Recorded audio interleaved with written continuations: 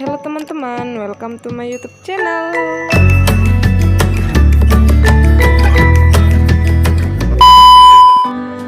Bismillahirrahmanirrahim. Assalamualaikum warahmatullahi wabarakatuh. Perkenalkan, nama saya Resti, NIM 9010111802. Nah, pada video kali ini saya akan memaparkan pemahaman materi dari tugas fikih muamalah kontemporer yang berjudul wakalah. Nah, tidak menutup kemungkinan teman-teman masih ada yang belum tahu apa sih wakalah itu, padahal wakalah ini sering kita jumpai dan bahkan kita sendiri sering melakukannya. Apalagi kita sebagai makhluk sosial yang membutuhkan bantuan satu sama lain.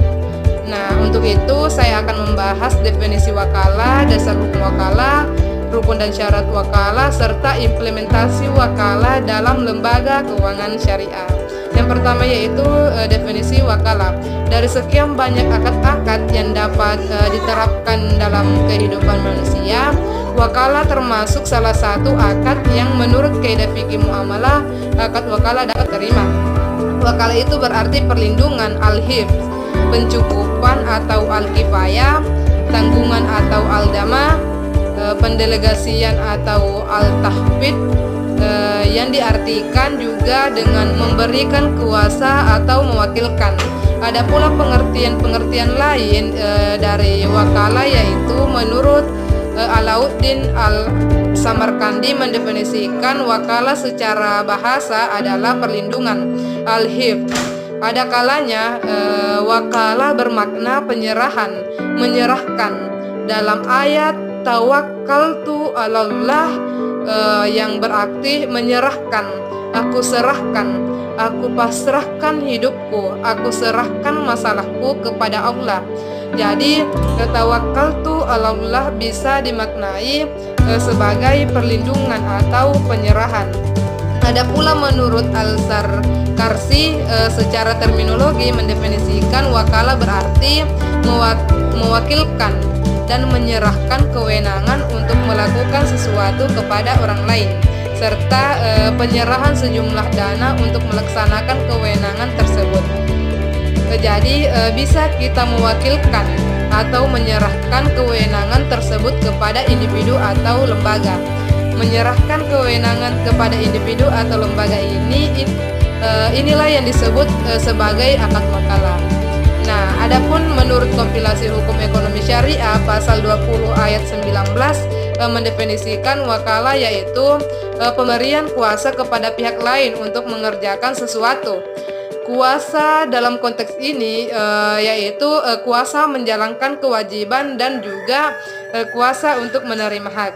Kuasa untuk menjalankan kewajiban misalnya seseorang mewakilkan kepada orang lain untuk membayar hutang.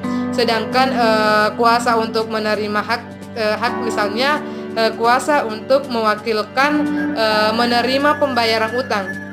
Jadi seorang wakil sepenuhnya menjalankan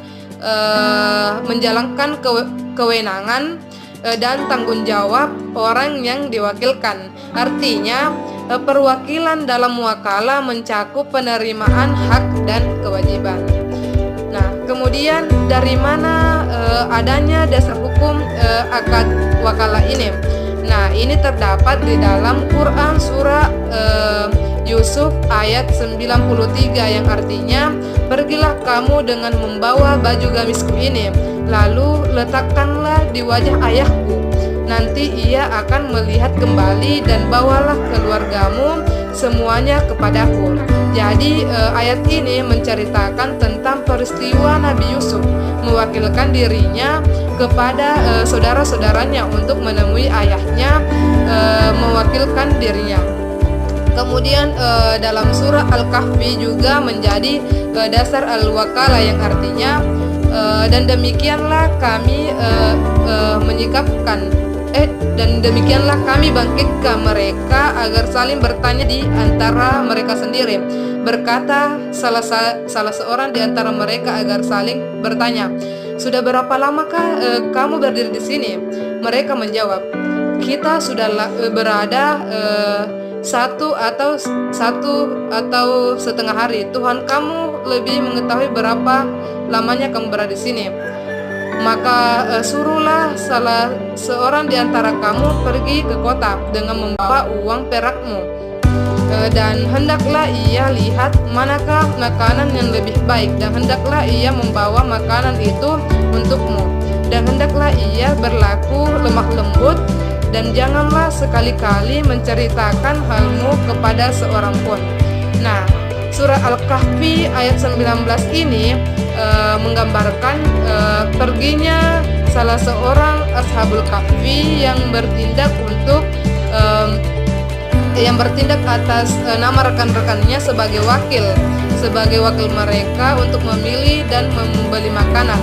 Kemudian terdapat pula di dalam Quran surah An-Nisa ayat 35 yang berbunyi, dan jika kamu khawatirkan ada prasangka antara keduanya, maka kirimlah seorang hakam dari keluarga laki-laki dan seorang hakam dari keluarga perempuan.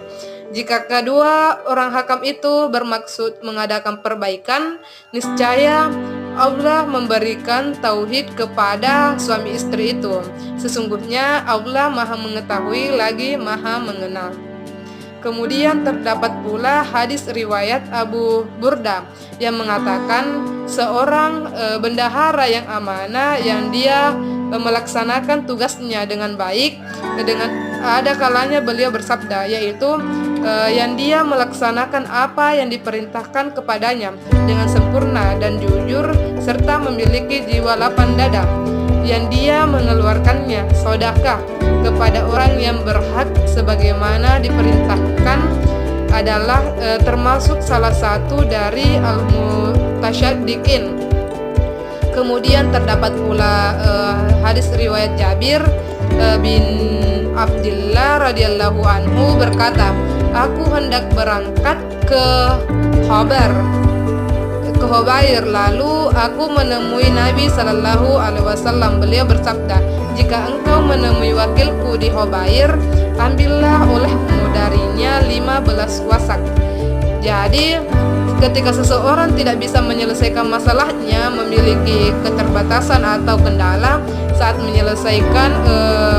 menyelesaikannya, maka kita bisa diwakilkan kepada orang lain, bisa diwakilkan kepada individu atau lembaga untuk menyelesaikan persoalan tersebut, baik dalam sebuah transaksi atau bukan.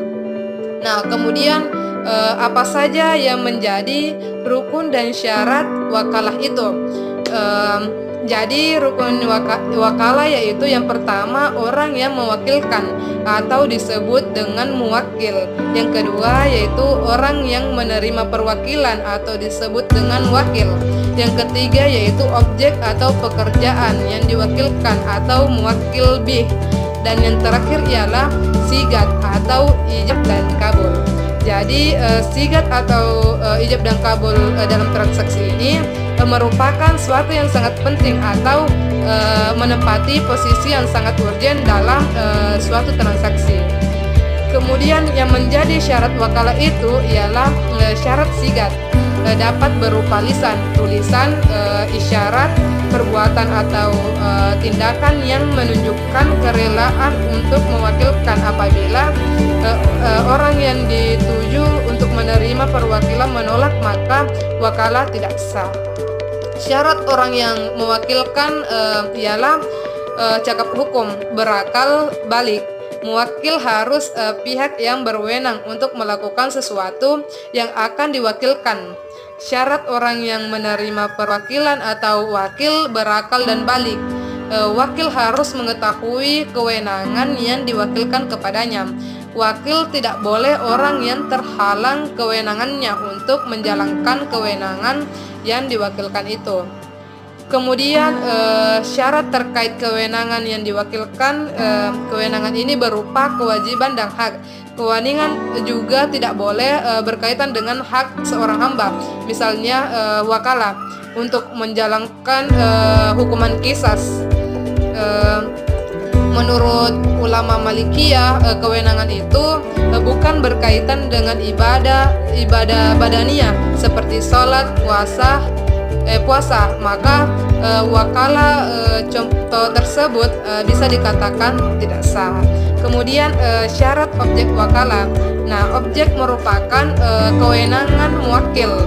Objek dapat diwakilkan dan objek wakalah harus jelas dan tidak menimbulkan kebingungan bagi penerima perwakilan atau wakil. Tidak boleh mewakilkan objek yang berhubungan dengan kewajiban ibadah kecuali ibadah haji, zakat, membayar kafarat, sedekah, kurban, dan tawaf. Kemudian kapan berakhirnya wakalah itu? Nah, wakalah akan berakhir apabila yang pertama matinya salah seorang yang berakat, yang kedua salah seorang yang berakat menjadi gila, yang ketiga pekerjaan yang dimaksud dihentikan, yang keempat yaitu pemutusan penerima wakil.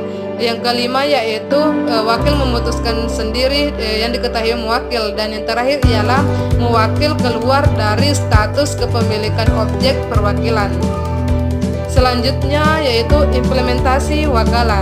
Nah, bentuk implementasi wakalah dalam praktik di lembaga keuangan syariah biasanya terkait dengan akad lainnya. Misalnya dalam pembiayaan mudharabah, pihak lembaga keuangan syariah mewakilkan kepada nasabah untuk mencari barang yang akan dibeli dengan pembiayaan tersebut. Begitu pula pada akad salam, istisna, ijarah, dan akad lainnya yang menuntut adanya perwakilan pihak lembaga keuangan syariah oleh nasabah.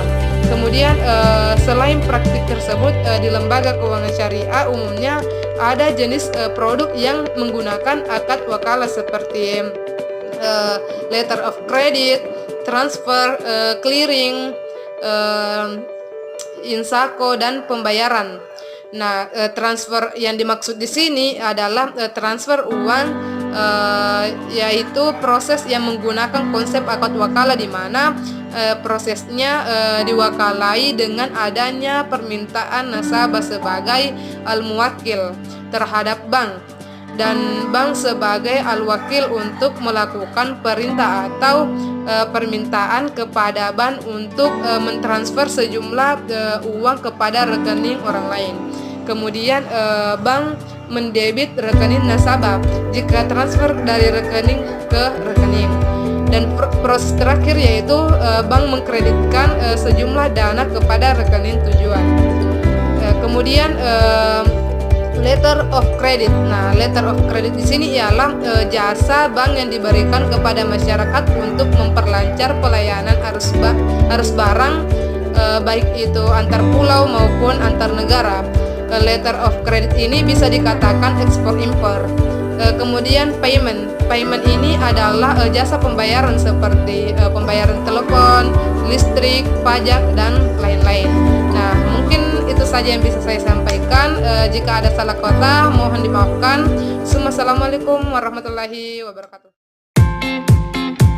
Thank you for watching, teman-teman.